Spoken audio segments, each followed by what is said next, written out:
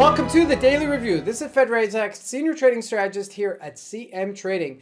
And today is August 31st, 2023, and today is Thursday morning. So looking at the highlights of the day, we're watching the tech behemoth called Cisco making new yearly highs for 2023. But first, looking at the major economic events of today. So at 2:30 South African time, out of the United States, we have a Core PCE Index number coming out. Now, going into this number and looking at the various markets, starting out with the Forex symbols, we're watching the Euro have another push higher. Looking at the indices, both the Dow Jones and the NASDAQ just inched higher.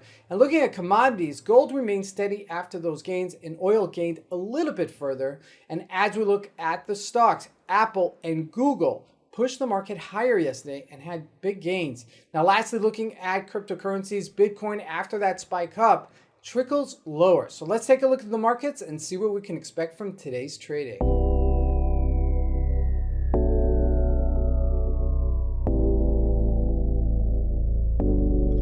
So we're going to start with the Euro USD, and it's got an AB move. Question is, will it get a C move?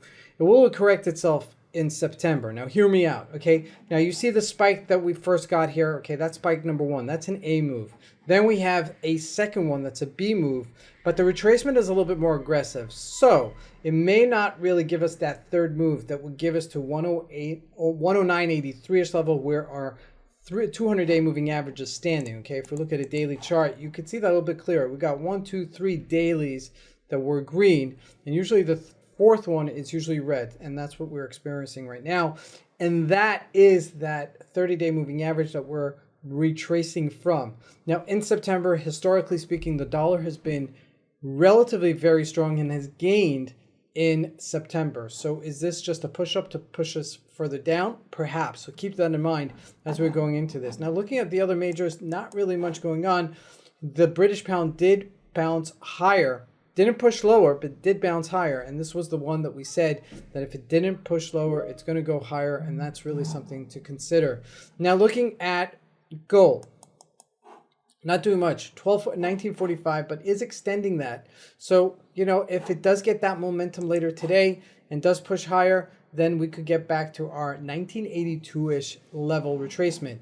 Now, looking at crude oil, this did push higher, 81.70-ish level right now, and it did make a comeback. Now, we still have a hurricane in the Gulf of Mexico that is wreaking havoc, not just the Gulf of Mexico, but over Florida, and that wreaks havoc to the region, which is one of the largest refineries in the world. As such, it affects the price of oil, and do expect the price of oil to continue going higher if it does disrupt it tremendously. Okay, historically speaking, it could go up $10, $15. Okay, so it's really a very important event. So keep that in mind. Now, looking at the U.S. markets, Dow Jones extended its gains, 35,000. We were trading as low as 34,000. That's a 900-point move. Now, we do have another 700 points to make back to our highs that we hit in June, July-ish level, okay? Rather, the end of July, early August. So keep that in mind. And looking at big tech, also did extend its gains to 15,500, also almost hit 16,000 last time. Now, looking at the stocks, Apple was very strong. Look at that big push higher. And if we look at Google, also did push higher as well, as that continued to rally. Let's look at it. There we go. Google made that big high there on the daily. It's probably on its highs for the year. I can't see it right here because we have, you know, after the split. But this is trading at 136, very, very strong. Now, looking at Cisco, okay, this was the one I'm talking about, 56.79. Now, Cisco is a behemoth company, okay, and it's a really important company as well because it really kind of gives us a lot of indication where the market is going because it's a bellwether. And if it's going higher, then the rest of the market will catch up at a certain point. And NVIDIA, not to mention our favorite child, did also, okay, rally back as well as it's gotten stronger.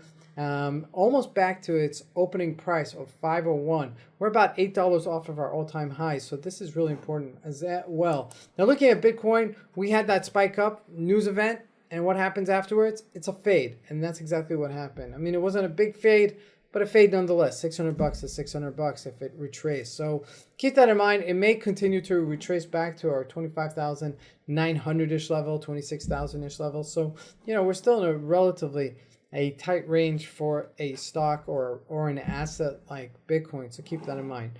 This is Fed Razak. I want to wish everybody a great trading day. Thank you.